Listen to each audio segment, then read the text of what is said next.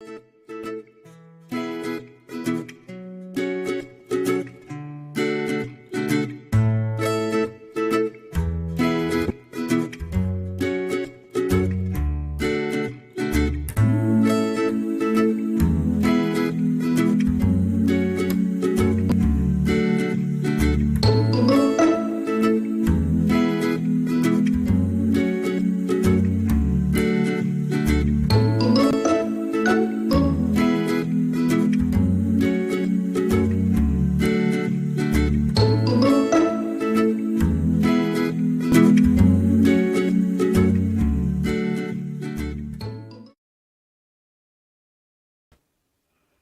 morning. Happy Monday. How's everyone doing? Oh my goodness, guys. It has been a morning. Hey, Sapphire, Cheryl Lynn, Misty Walker, Cindy Hill, Mike. Good morning. How's everyone doing? Yeah, live chat reminder. Thanks, Sapphire. Oh my gosh, guys. I just had a dog fight in the middle of my freaking kitchen. My dogs hardly ever fight, but Smokey and Lady have been into it a couple times. This was my fault. There was a leftover chili bun I had from Pal's I didn't eat. And I was I don't like to give them food like that, but sometimes I will just for a treat because I was hiding Smokey's medicine in it. Anyways, I dropped a piece in the floor and Smokey and Lady got into it. He snapped at her, but I was quick to action. I got my little bar stool in between them and got them separated. They was just up in each other's faces, barking, being all aggressive. They didn't actually bite each other and get into it. Hey, Z Storage, Ola, Cheryl T. But I've got them separated. Lady knows she's done mighty wrong. She's over here looking at me, and I'm not looking at her because she's in trouble. She done mighty wrong. Of course, she's got to defend herself, but I shouldn't have been feeding them so close together. That's why Lady eats back here in the bedroom. She is food aggressive anyways, because her first owners, when I got her ribs was showing through. She was starved to death. They had bought her cheap food from the Dollar Tree, and her puppy wouldn't even soften it up for her. She couldn't eat it. That old food from the Dollar Tree ain't no good. But anyways, thank God that's over with. It is scary. Hey, Short Nice. Working but listening. Okay, hen. I didn't know exactly what I ought to talk about this morning. Then I found a few things on Sarm Heslop case. A little something on the James Hutchison case. And Joe Exotic drama along with Jeff Lowe drama. And Ronald Defeo Jr. has passed away. The guy that killed his whole family in Amityville. Yeah, he passed away actually like 2 weeks ago, and I just found out about it. Never Lose Hope sent me an article. And now I find the Amityville horror case, or the Amityville murder case, very interesting. I don't think Ronald Defeo Jr. acted alone, and there's evidence to prove that his sister Dawn may have plotted with him to kill their family. We'll get into that in a little bit, and I'll tell y'all what all I think about it and what went on and what evidence there is to back it up. Anyways, let's talk about Sarm. So this morning, when I was checking for updates, I saw that the FBI is going to be looking at surveillance footage to see if they can really verify that Sarm went back to the catamaran with her American boyfriend, Ryan Bain. Because all they have right now is his word that they went out to dinner and they got back around 10 p.m., watched a movie, went to sleep. He woke up at 2 a.m. from an anchor alarm going off, sounding that, the vessel was drifting a little bit, and said that she was gone. He calls police. They tell him to call the Coast Guard, and he doesn't do so for 10 hours. Anyways, they're going to be checking that surveillance footage. But guess what else I found this morning? He has fled on his yacht, y'all. Nobody knows where he's at. fled. We're gonna read this. But I want to look at my chat first.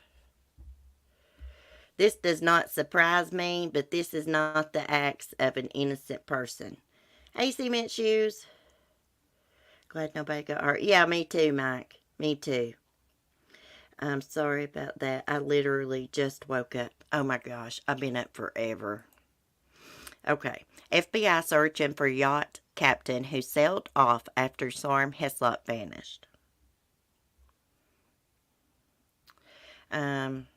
Before I read the whole article, I wanted to scroll down because this is a long, long article and tell y'all what he has done.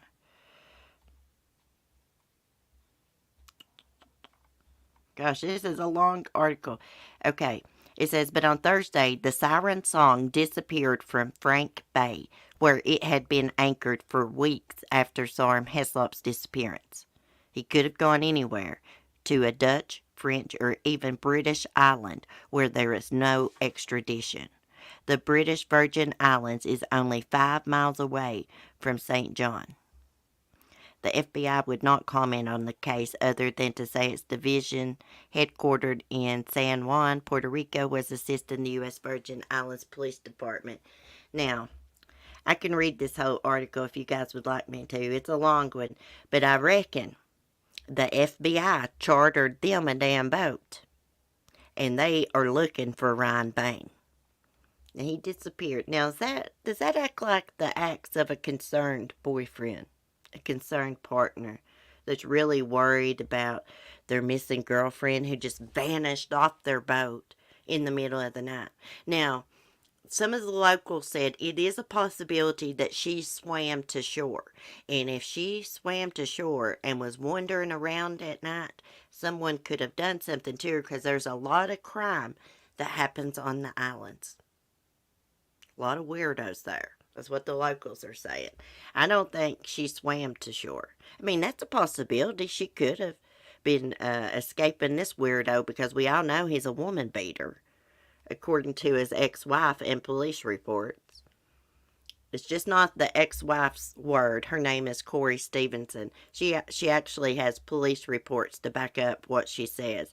This weirdo, when they were married, chipped her tooth, slammed her head down to the ground after they got home for a wedding. And you want to know why he attacked Corey Stevenson?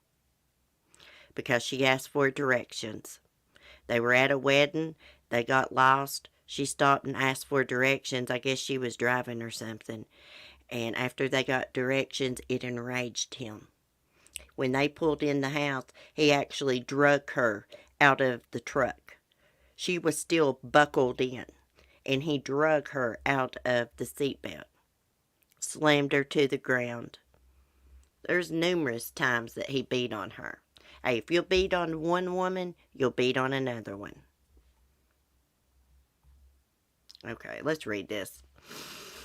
Before she vanished without a trace earlier this month from a serene bay off of St. John in the U.S. Virgin Islands, Sarm Heslop was happily working to improve her culinary skills.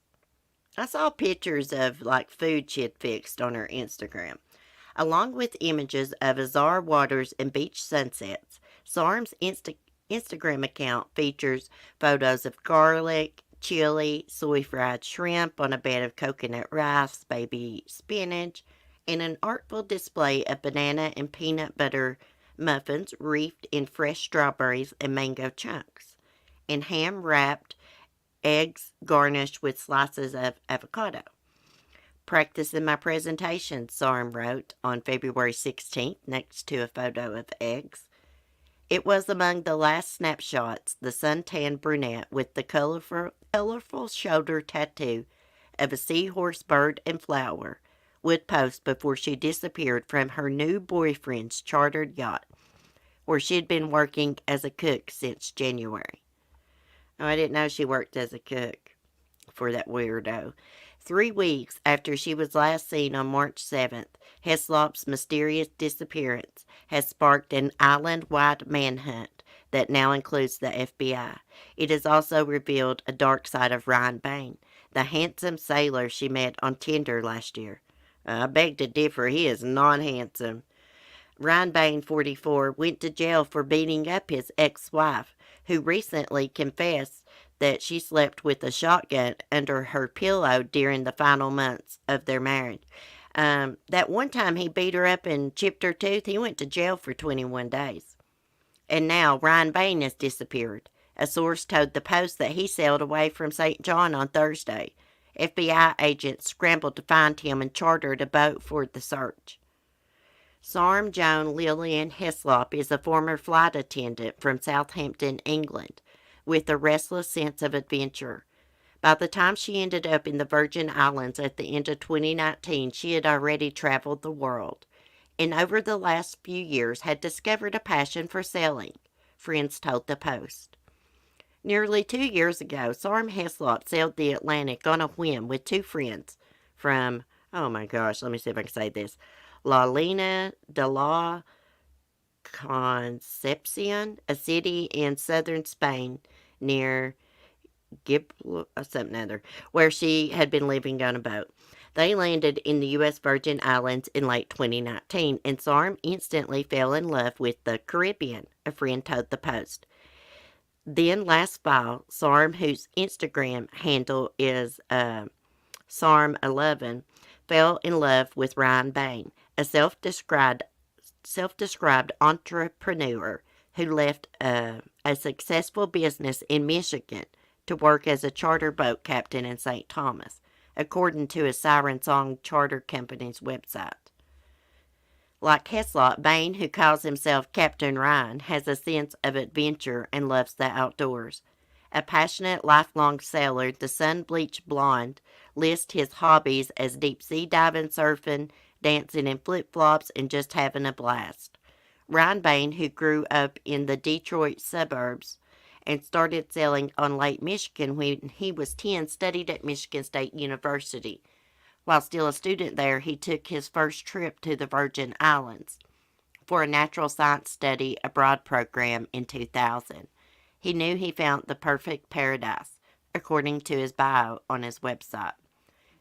After completing an MBA at Central Michigan University, Ryan became an automotive parts salesman, working for Fortune 500 companies, his website says. But after growing disenchanted with Michigan winters, he sold his home and returned full-time to the Caribbean, where he worked on acquiring a deep-sea diving master's certificate and started his own charter boat company. Ryan Bain is also a seaplane pilot, according to his public records. There the weirdo is. Friends on the island say Ryan first met Sarm Heslop in the fall of 2020 in Grenada, where Ryan Bain had gone to ride out the hurricane season. By that time, Sarm had quickly adapted to hopping from island to island in the Caribbean, posting selfies from Mystique, is that how you say that? Antigua, St. Lucia. Goodbye to St. Lucia. It was a great week. Hashtag Sarm11. Meeting new people, she wrote on February 25th, 2020. Next to photos of the island and sharing a beer with two friends at an outdoor restaurant. On her Instagram, I didn't see any pictures of Ryan Bain. About a week later, she posted pictures of herself snorkeling in a bikini and holding hands with an islander in long shorts and plastic sandals who was staring deeply into her eyes. Snorkeling and a declaration of love all in one day, she wrote on March 4th, 2020. Maybe that was Ryan Bain. After a brief trip to Malta to visit friends last year, Sarm returned to the Virgin Islands in January, moving into Ryan Bain's 47-foot catamaran, where she cooked for the tourists, who spend up to $2,000 a day for tours around the Caribbean. I wouldn't pay that weirdo $2,000 to do that. Becoming the chef on the boat was a way for her and Ryan to be together, said Zane Lothar, a friend of Sarm's, in an email to the Post. All reports from Sarm and the few that met him were they were very happy. Well, I can tell you, a lot of people that are in an abusive, controlling relationship do not like to share it with friends and family because they don't want to change how their friends and family view their partner. If they know their partner's beating up on them, of course, the friends and family is not going to like them. And it's embarrassing. Heslop's more recent social media post features photos of her posing on a boat in twilight and lying on a hammock with a flower in her hair. There are also photos of Bain's Labrador Retriever, Hunter, at the beach, but no photos of Bain. So the dog's name is Hunter. That is his dog. Okay, it's good to know. I told you there's no photos of him on Instagram. Now, on my Instagram, there's more photos of me and my dogs and stuff, but you can't find photos of me and Mark on there. Okay, although outwardly fun-loving and carefree, Ryan Bain has been described by his former wife as having an almost split personality. In 2011, he pleaded guilty to domestic violence, spent 3 weeks in a Michigan jail, according to a police report. Ryan's ex-wife, Corey Stevenson, claimed that Ryan dragged her out of their car when they arrived in their Orion Township home near Detroit on November 27, 2011, after attending a wedding. Once inside, Ryan grabbed her in the dining room, threw her to the ground, smashed her head into the floor, chipping one of her teeth. He also dragged her from the car. I don't know if it was the same night, but he dragged her from the car and she was still buckled in the seatbelt. Ryan told police that Corey, whom he married in 2011, had attacked him first, but police found Stevenson with a chipped tooth that appeared to be fresh. Her right ear lobe was bloody and scratched. Her right shoulder and right side of her neck showed red scratches. Her right eyelid was scratched and red. The couple divorced in 2014. He was a total Jekyll and Hyde character, said Stevenson in an interview with The Sun from her home in Melbourne, Florida last week. He would have a good week, and then all of a sudden he'd changed. There was never a day when I didn't fear him. I slept with a shotgun the whole time I went through my divorce. What kind of person, just sails away after their girlfriend goes missing? Okay. Stevenson reportedly has spoken with the Virgin Islands authorities about Ryan's past and has provided them with court documents related to their marriage and divorce. Ryan Bain and his Virgin Islands-based attorney, David Caddy, refused to comment. Sarm vanished after a night of drinking with Bain at 420 The Center, a popular dive bar in Cruz Bay. According to Ryan, the couple returned to his boat, which was anchored 100 feet from the shore on nearby Frank Bay, on an inflatable dinghy, and went to bed just after 10 p.m. Ryan told authorities he noticed Sarm was missing at 2 a.m. when he was awakened by the boat's anchor alarm, which sounds if the boat drifts too far from where it's anchored. The weather was calm, although the current near the bay was rough, according to locals. At 2:30 a.m., he reported her disappearance to local police, who told him to call the U.S. Coast Guard. Ryan did not make that call until almost 10 hours later. The dinghy was still on Ryan Bain's boat, according to a local sailor who was anchored close by. Yeah, I think that guy's name is Captain David Woody, and that morning he never radioed over to Mr. Woody and asked if he had seen anything out of the ordinary, never showed no panic, never hollered over and said, "Hey, have you seen Sarm?" or anything. Smokey's scratching on my door wanting in. Let me see. Now, Colonel, you gotta behave. Come on. Come on. You and Lady's gonna get arrested for domestic violence. Lady and the Colonel. Okay. If she had left the boat at night, she didn't take the dinghy, but had to swim to shore, said Rick Smith, who runs Cimarron Yacht Charter in St. John. It's only 100 feet, but the current is really strong and very dangerous in that area. The whole thing is pretty perplexing. Sarm's friends and family in England are also baffled and deeply worried. They have started the website Find Sarm, posting daily articles and photos, and urging anyone with information to contact authorities. We have heard that Sarm's phone, passport, and all her belongings were left on the boat, where she was living with Ryan Bain, said Andrew Baldwin, a friend from England. She would not just disappear, leaving no trace. She is savvy and sensible. It's not like her at all. It just doesn't add up. Ryan Bain's catamaran remained anchored off the coast of St. John until a few days ago, according to Smith. He said a Coast Guard helicopter appeared on the scene the day after Sarm was reported missing, but he told the Post that he did not see Coast Guard divers or boats searching the water. Ryan Bain handed over Sarm Heslop's phone and other possessions to police, according to his attorney. His attorney also claims he is actively cooperating with authorities to help find Sarm. He is neither a suspect nor a person of interest, according to the Virgin Islands police. That's bullcrap. He has to be the main person of interest. He was on her boat. She disappeared without a trace, anchored out in the water. What do they call it? Moored? Okay. But on Thursday, the siren song disappeared from Frank Bay, where it had been anchored for weeks after Sarm's disappearance. He could have gone anywhere, to a Dutch, French, or even British island where there is no extradition, said Smith. But the British Virgin Islands is only five miles away from St. John. It just says the FBI will not comment on the case. Just that they're working with the Virgin Islands police.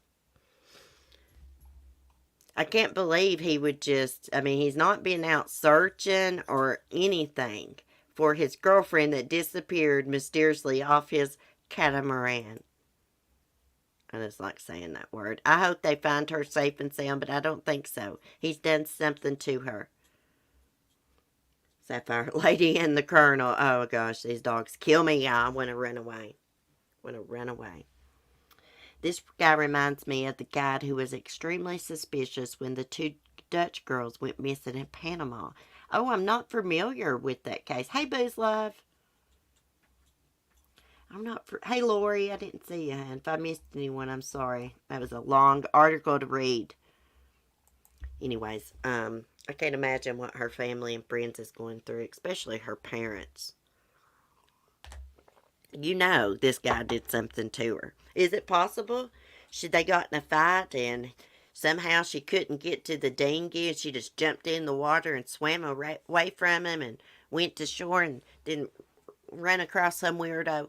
Yeah, that's possible. That didn't happen. He's a control freak. He's got a Jekyll and Hyde personality. And believe me, he didn't change over the years. He didn't go from beating one wife to not being like that with the next girlfriend. No. These weirdos don't change. Once they're an abuser, they're always an abuser. Most of the time.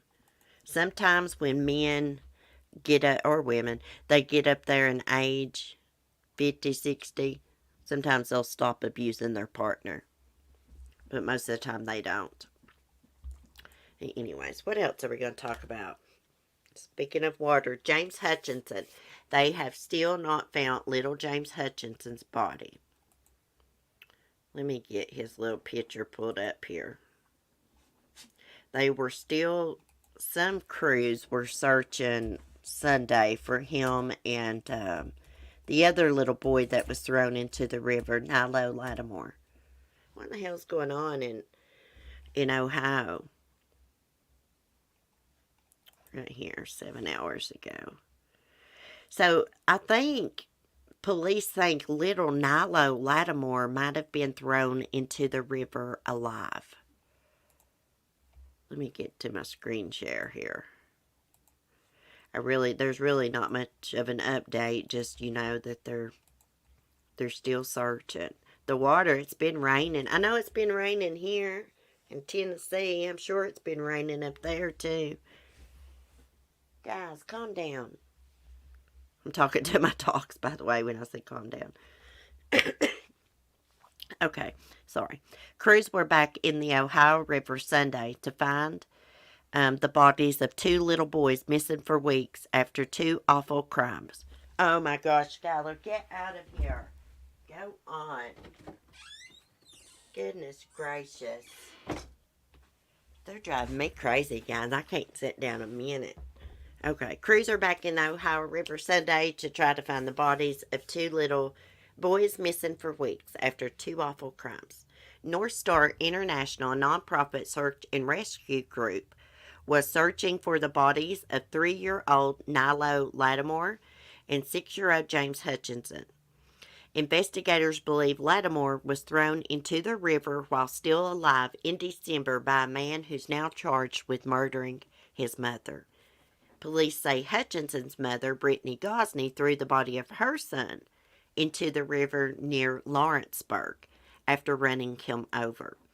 Crews picked up something promising on sonar earlier this month, but officials said that turned out to be some river junk. The river is still too high for a large search, and only small teams are able to search the river right now. Well, here's a picture of the two little boys. Nilo, he was a cute little feller too. James Hutchison, he is so cute. He reminds me of the little boy next door, identical to him, except that little boy has blonde hair. He's got the same style glasses too. I pray that they find these two boys so they can give them a proper burial and their families can, try to grieve.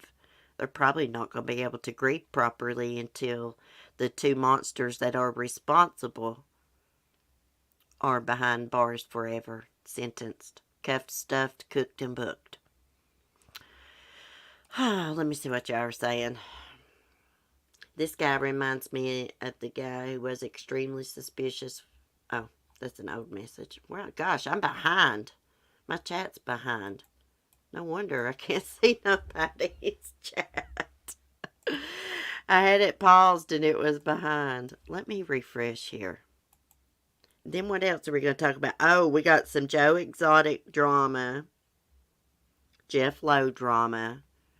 I can't wait to tear into Jeff Lowe in a minute. I can't stand that weirdo. And also, I want to talk about Ronald Defeo Jr. because he passed away a couple weeks ago. And I didn't know it. And the Amityville horror cases always intrigued me. Hey, Natalie. It's good to see you, girl. Brittany Gosney did something much worse to that poor little guy. Oh, yeah. Before it came out in court that before Brittany murdered James Hutchison, she had James and his siblings hog-tied up in the days before this happened. Hog-tied, had cloths stuck in their mouth, had them gagged so they couldn't scream or talk. And now she's trying to act like she's incompetent. She didn't know what she was doing now, y'all. And that's what she's claiming. She didn't know what she was doing, even though they removed evidence from the house, such as video cameras and other things, disposed of them at an undisclosed location. I don't even think they've been located. But she didn't know what she was doing. Hey, somebody that's off their rockers, they can't think to cover their tracks. Somebody that's really insane. I can't stand that. Murder kids and then try to act like he was insane. No, this was premeditated. She tried to abandon those kids. And even though she had been abusing James and his siblings, when she tried to pull out of Rush Run Park, that little feller hung on to her minivan door, pleading for his mommy not to abandon them at that park. And she gassed it and drugged that little boy and possibly ran him over as his siblings were watching. Then she loaded his two siblings into the van and put James's dead body in there with them. They had to ride an hour in the vehicle with their brother's dead body. Takes them home, puts James up in an upstairs bedroom. I believe they said when it was first reported, I read she put it under like an open window. I don't know if that's true. Waited till the other kids were asleep, 2 or 3 o'clock in the morning. Takes James's body, dumps it into the river. Oh, yeah, her boyfriend's helping her do a cover up. Cece, you trash Jeff Lowe as bad as you used to trash Fotis. I know. I had to quit bashing Fotis because he committed suicide. I still like to bash him, but I figured I better take it easy since he's dead now.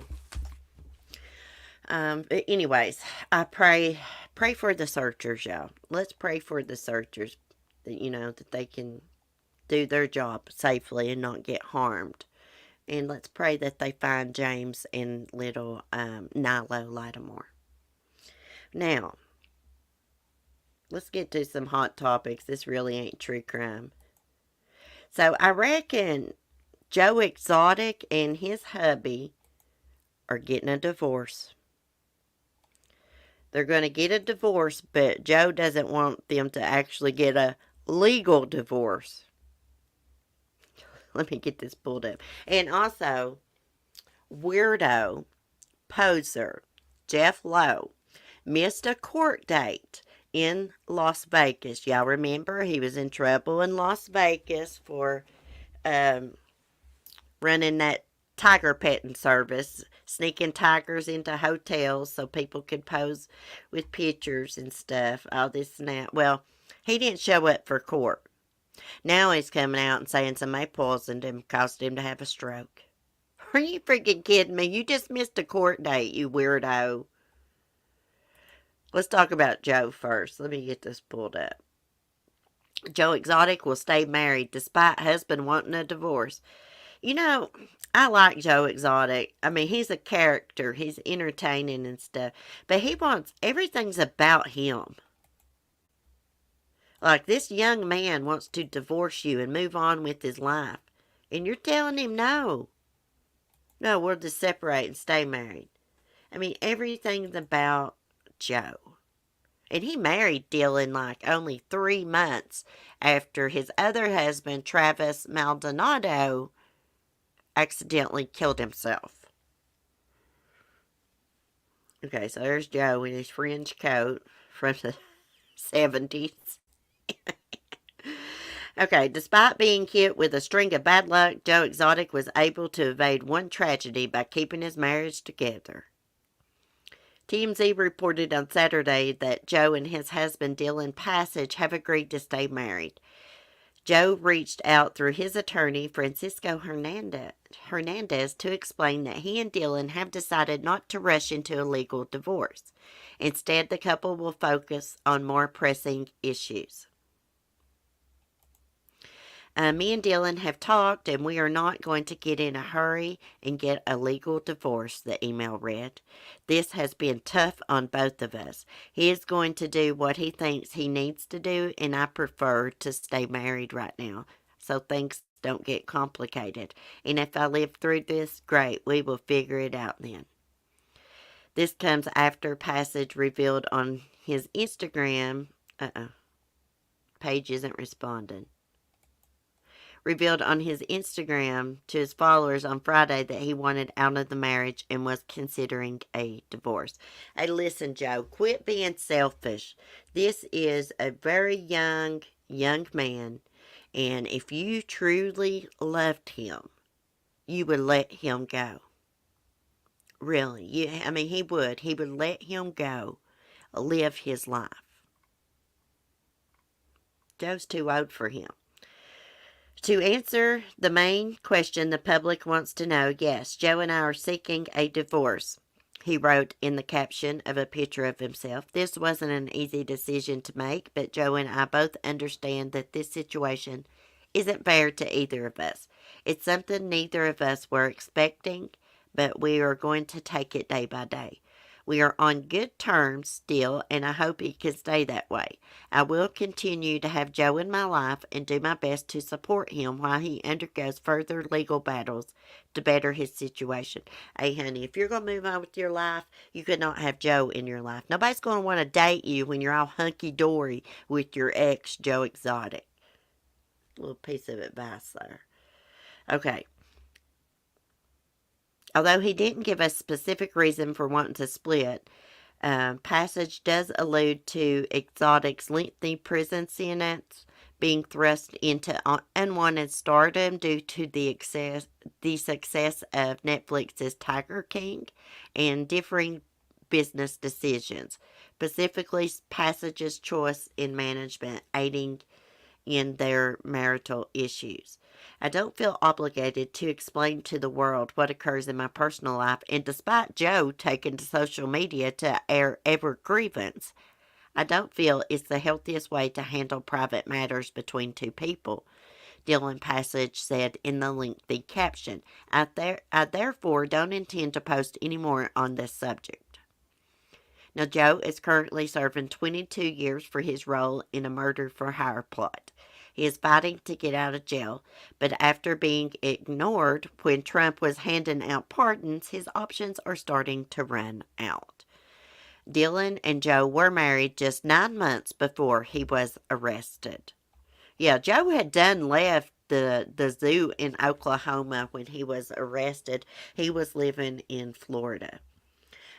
You know what? I have to agree with Dylan right here. You know, he seems more mature than Joe does, but it's just not a good idea to air your dirty laundry on social media. Like every time you have a little fight, get on social media and post it. You're not supposed to do your partner that way. That would embarrass the hell out of me, just to be honest. But anyways, what do y'all think about this? I think Joe should just let this young man go. That's what I think. Let him go, live his life. Let him get a divorce. I mean, you know, and how can he move on with his life if Joe is still going to remain in it? Ain't nobody going to want to date him. Hey, faithful one. Okay. Now, let's go to Poser. Poser Jeff Lowe. Pausant. He probably didn't suffer no damn stroke, y'all. Tiger King star Jeff Lowe, the poser, suffers stroke. Suspects he was poisoned. Probably by your little wife. The one you want to do porn videos with, weirdo. The girl young enough to be your granddaughter, weirdo. Okay. The star of the hit Netflix series Tiger King suffered a stroke at an Oklahoma casino that he believes was a result of someone poisoning him, according to a stunning report Friday. Bullcrap. Jeff Lowe, 53. He's got to be older than 53. A former business partner at flamboyant zoo owner Joe Exotic. And he's a zoo stealer. He stole the zoo. Collapsed into an unresponsive state at the WinStar World Casino at 3 a.m. March 18th and had to be airlifted to a hospital, according to TMZ. Well, he's going to have to lay off the drugs. I thought he was dying in my arms, his wife, Lauren, told the entertainment news site. This is probably staged, y'all, for publicity because he missed a court date just a couple days before this. Hours before the frightening incident, the couple was out to dinner in the city of Thackerayville when a man claimed to know them, she said. He lingered around Lowe when a crowd of Tiger King fans surrounded him to snap selfies, raising Lauren's suspicions, and leading her to believe he may have spiked his drink, according to the outlet. Well, don't you know you don't leave drinks sitting around people so they can spike it? This is bullcrap. Just because he missed a court date. Lowe was rushed to a hospital where he underwent a series of tests and spent 3 days recovering, she said. He is still having trouble with some parts of his speech and movement.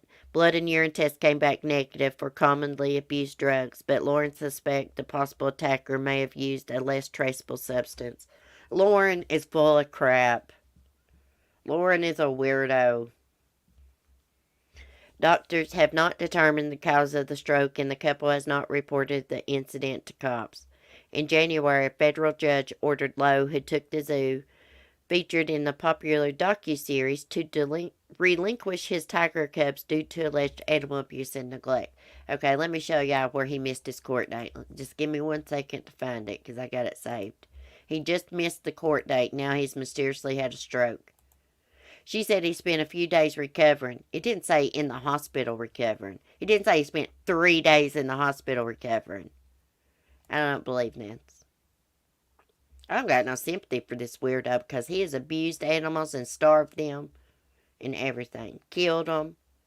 Throws their, and he'll kill these tigers or let them die, not get them vet care and let them die and suffer and die, then just throw their bodies in a wood pile. Now, I have a lot of sympathy and empathy for people, but I don't him. Let me go find my article so I can prove this to y'all. Right here it is. I got it. I mean, I know y'all believe me, but I want y'all to see for yourself. Let me screen share that he missed his court date. Now he's had a stroke. Convenient. Hey, Amelia. Convenient. You mean, she must, okay, so Lauren, she said people was surrounding him wanting pictures. Like he's a freaking celebrity. Who would want their picture took with this weirdo? I'd be afraid he'd try to cop a feel of me or something. Freaking weirdo. But, I mean, she's a bad wife. She wasn't watching these people around her husband's drinks. What? She's a weirdo. I can't stand Lauren. They want to do porn. Yeah, he wants his wife to be a porn star. He's a lovely husband. Lovely. Not. Okay, Jeff Lowe of Tiger King fame was scheduled to appear in a Las Vegas courtroom on Tuesday. However, he was not there. Lowe was convicted in 2018 of illegally using animals to make money in the Las Vegas Valley. Prosecutors say that Lowe would bring tigers to Las Vegas and sell photo ops and sneak animals into suites on the Las Vegas Strip. He'd put animals in suitcases, sneak them in. Lowe agreed in 2018 to stay out of trouble as part of the deal he made to avoid jail. Since then, the U.S. Department of Agriculture suspended his license for an animal park in Oklahoma and banned him from exhibiting big cats and bears, primates, and other USDA-regulated species. Ah, crap. We don't want to see this ad. Okay. The city of Las Vegas contends that the USA complaint amounts to USDA complaint. They left out the D, I guess. Complaint amounts to him failing to stay out of trouble. His previous hearings were pushed back because of the coronavirus pandemic. Today, his lawyer claimed that Lowe was sick and in the hospital. The judge in the case said that he wants proof that Lowe's in the hospital and that his lawyer's word is not enough. There will be another hearing in 2 weeks on April 7th. So here's what he did. I guess he must have got sick before the court date. So he has faked this poisoning and stroke so that he wouldn't have to go to Las Vegas for that court date. I think that's what it's saying. I avoid Facebook like crazy anymore. Such a waste of time in a brain running type of way. Yeah, I agree, Amelia. I don't know what y'all are talking about Facebook, but I agree. Damn, I'm behind in my chat again. Okay. Let me catch up here. I'm caught up. So what do y'all think about this? Do y'all think Jeff Lowe was poisoned? Or do you think he concocted this because he didn't want to go to Vegas for that court hearing? He would have had to took probably a flight from Oklahoma to Vegas. He don't got no money. Hell, at one point they was living without any electric and water in a little old camper trailer. But anyways, I just wanted to share that with y'all. I don't know what's going on with Carol Baskin. I haven't checked in on her in a while. I need to, though. Carol freaking Baskin. That bish, I would say bish, down in Florida. Okay, so now let's talk about Amityville Horror. But I'm going to have to put y'all on mute 1 second. Let me screen share. And I'm going to mute 1 second and go grab me a cigarette. And we're going to talk about Amityville Horror. Because Ronald Defeo has died. I think he's like 69 years old. They won't say why he died, though. They're saying it's private. You know, like you can't release people's medical. They're going to do an autopsy, and then they're going to decide whether to release it or not. But we're going to talk about it in just 1 second. Give me just one second and I'll be back. Let me.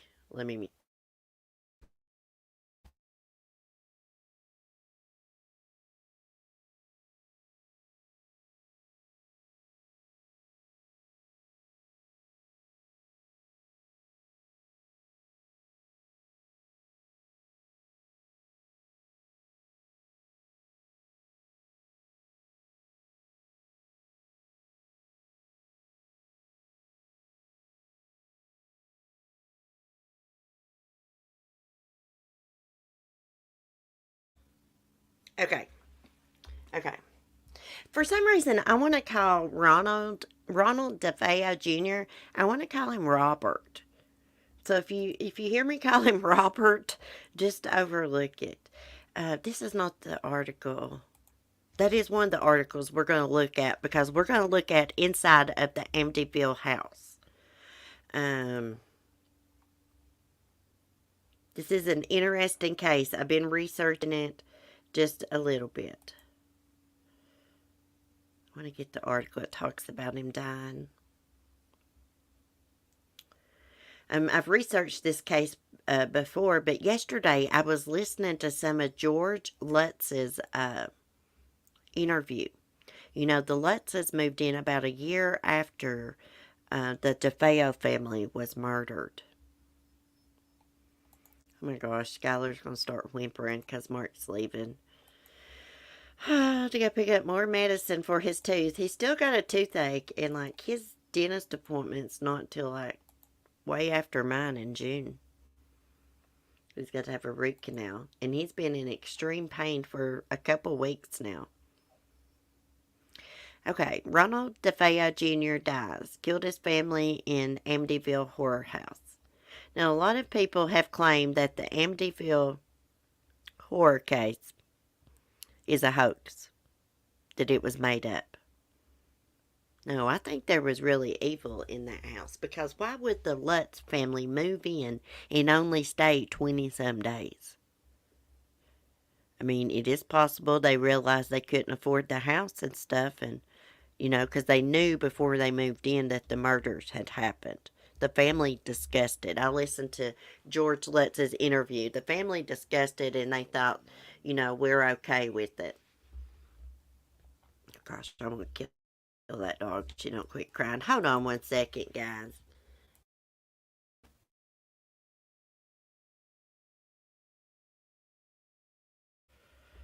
Oh my gosh, they drive me crazy, y'all. I have to holler and tell her to hush. Okay, Ronald Defeo Jr., the killer in the Amityville horror case, has died, according to a spokesperson for the New York State Prisons Department. Defeo, who was 69, was serving a 25 years to life for the 1974 murders of 6 members of his family.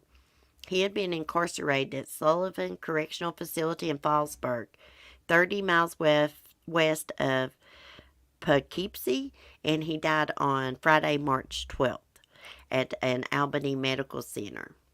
His cause of death is not released. An autopsy will be conducted, and the Albany County Medical Examiner's Office will decide whether the results will be made publicly available.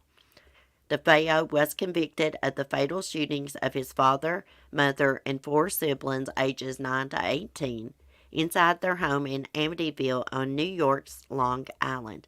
Y'all know I had no idea Amityville was like on Long Island.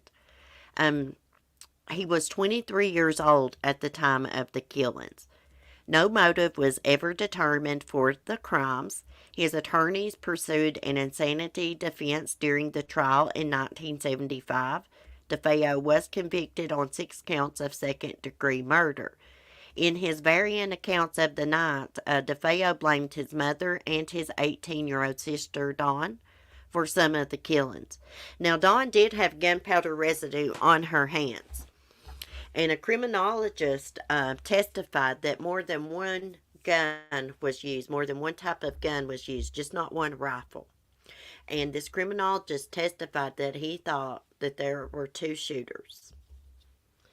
Okay, The house remained vacant for more than a year after the murders. In December 1975, George and Kathy Lutz and their 3 children moved in. They stayed 28 days and they fled, claiming they were terrorized by an evil spirit in the house. They left their belongings and everything. And then, actually, on an Easter Sunday, they got some of their friends to go pack up some of the belongings. And their daughter, the Lutz's youngest daughter, Missy, she claimed to have a friend named Jody. And I have a picture of Jody, the ghost caught on camera at the Lutz house. The Lutzes were going through some pictures, and they found this picture of a little boy's face standing on the staircase. And the little girl, nobody knew who it was. And the little girl, Missy, says, "That's my friend Jody." Jody was a little boy ghost that she played with. Let me see if I have that picture and I can screen share it. It's creepy as hell. Let me get to my private room. I know I took a screenshot of that last night. I thought I did.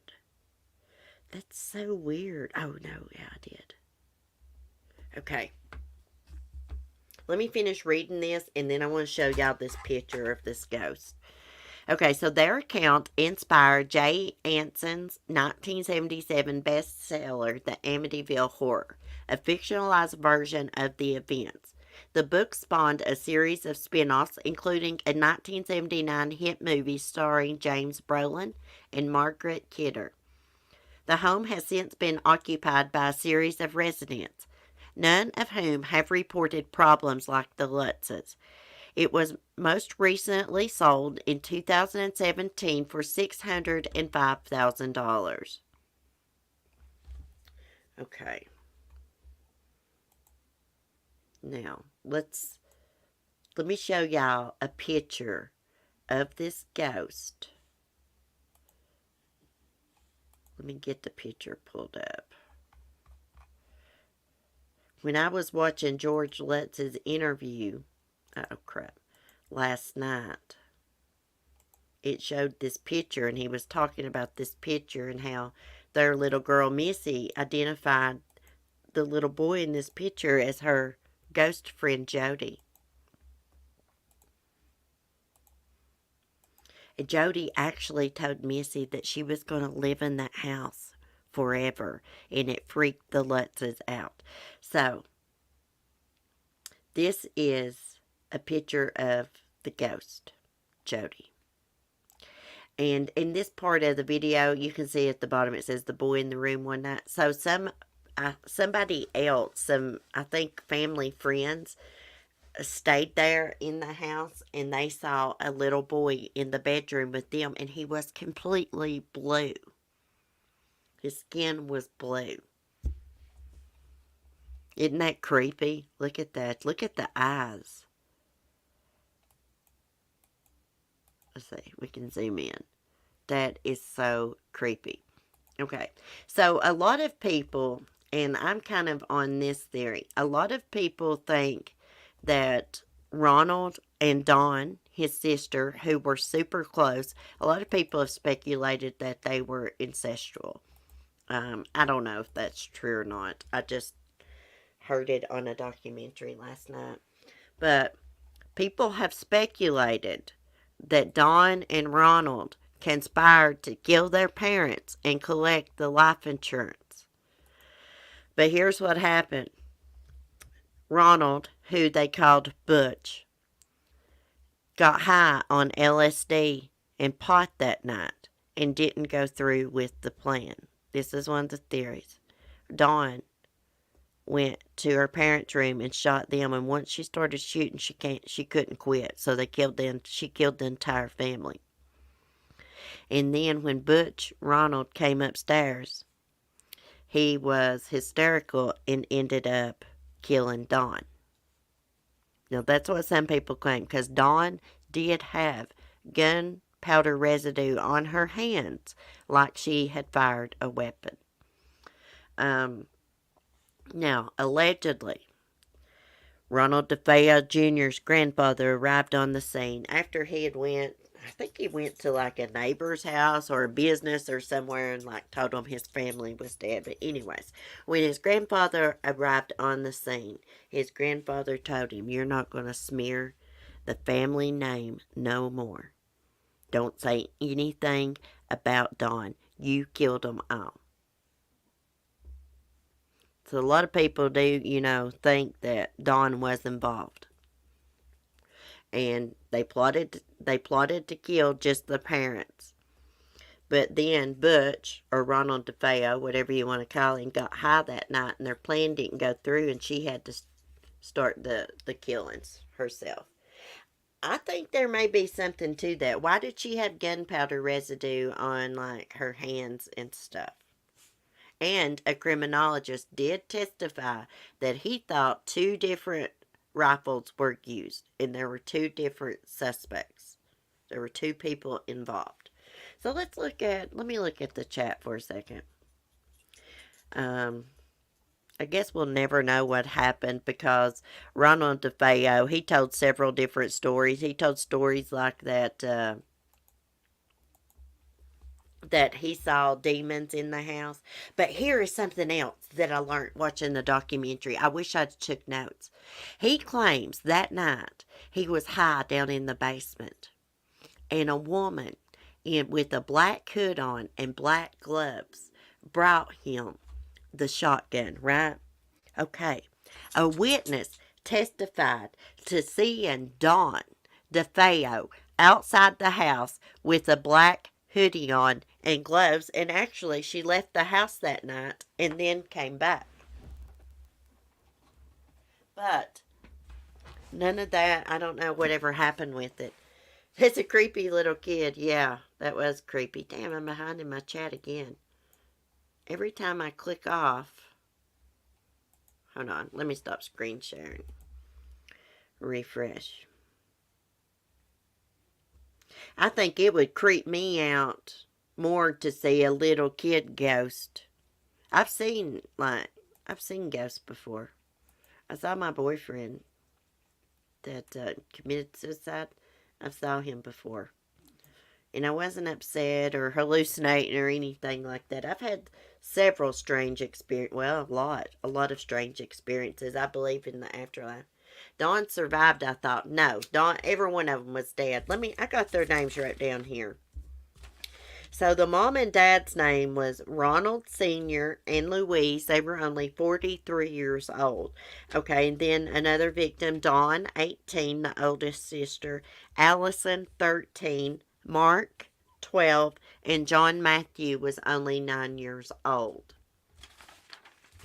I'm going to have to go back through my history on my YouTube and finish watching that interview.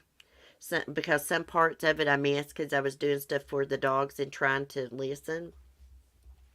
But it was very interesting because there was one guy that was talking about that Ronald DeFeo, Butch, and Dawn were super close. And some people speculated that they were incestual. However the hell you say it. I guess that's how you say it. And like I said, a lot of people think that she was involved and he covered. He took the whole blame because his grandfather told him to. Do y'all remember that psychic? Oh, yeah, let me share. Let's look inside the Amityville house. Do y'all remember that psychic? I couldn't find the videos last night. There used to be this, I think she was a fake psychic, that used to write him to jail and stuff, and she actually did like a video inside of that house in Amityville and was talking about all the evil that, she felt. Okay.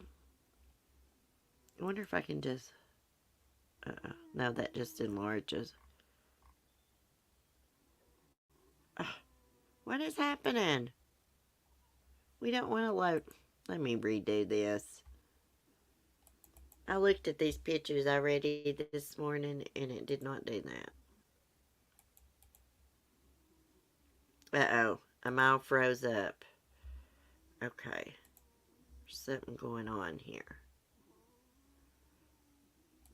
Who is grunting behind me? Smokey, can y'all hear him? They grunt and go on so much, these dogs, I mentally block them out sometimes, and then I'll realize they're doing something. Hold on, Bubby. You can get out of the room. Hold on.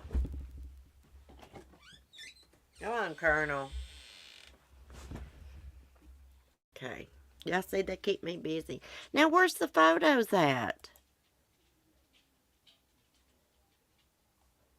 Now, these all showed up on my phone. Okay, here they come. They're loading up now. I'm impatient. I don't give things time to load. Okay, so that's the outside of the house. It looks like a different house to me. I like the way the front of it's made, like right here. I guess this picture's from the 70s. I really like the way it's made. It's almost made like a barn style right there on the end. Ooh, look at that room. That is the formal dining room. Now it's been redone. Formal living room. Ooh, look at that fireplace. So I'm wondering, are these the steps where the picture of that little boy was taken? 3 levels of stairs that lead to all 5 bedrooms. There's 3 levels of stairs. Wow. It's a big home. The sunroom with the breakfast area. Ooh, wow. That's nice. And look, you can look out and see the water. The foyer opens up to the living area and dining room. Right there looks like where that picture was taken to me. The master bedroom. Ooh, that's nice. One of 5 bedrooms where the family was murdered. There's another bedroom, a blue bedroom. The stairs that lead to the foyer. And that kitchen's nice. I like the floor. There's the boathouse. The dock. The river dock behind the home in 2017. My computer needs to restart. That's probably why everything's going bad this morning. I'm trying to click on. The police department diver enters the swimming pool at the home. Okay, so here is another thing. Ronald Defeo allegedly took the gun and away from the house and discarded it. There was also a witness said they saw Dawn in that area that night in a black hood. I think there's a good possibility that those two conspired to kill their parents.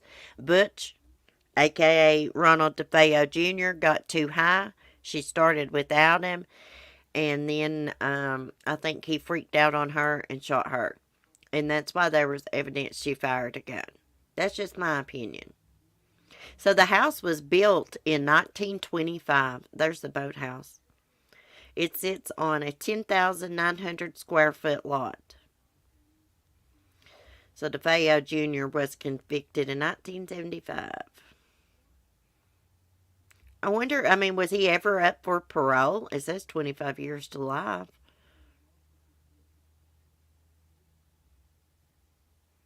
It's a nice place. Look at that. You can look out over. I just love the way that it's made right there on the end. Ronald Defeo Jr. Junior Center leaves Suffolk County District Court after a hearing on November 15, 1974. And he looked the same in prison. He was a lot skinnier in prison, though, for some reason. I'm wondering why he died. Did he get the coronavirus or what? Would y'all, okay, let me ask y'all a question. Y'all seen how beautiful this house is inside of it now. Would you guys buy this house and live in it. Let's say that it was on the market really cheap. Let's say 30 grand. Would you buy this house and live in it? Let's say 10 grand. Imagine, or let's just say someone was going to give you this house. All you had to do was live in it. Would you do it? Looks like a totally different house now. You know, I was thinking maybe after the Lutz family moved out, maybe the house was blessed or something, and that's why nobody else had any experiences like that. Because George Lutz claims he would be woke up at like 3:15 every night, and that's the same time that Ronald Defeo allegedly killed his family. And plus, you know, they had all kinds of strange experiences. Kathy, I believe she was in the kitchen or sewing room one time, and somebody came up and put their arms around her, but there was nobody there but her. But someone felt like come up from behind her. And then there would be like flies in the middle of winter, flies all in one bedroom. It's crazy. I don't know. Hey, Samara. My chat's behind it. Every time I click off of it, it must pause or something. Let's see what Shine On says.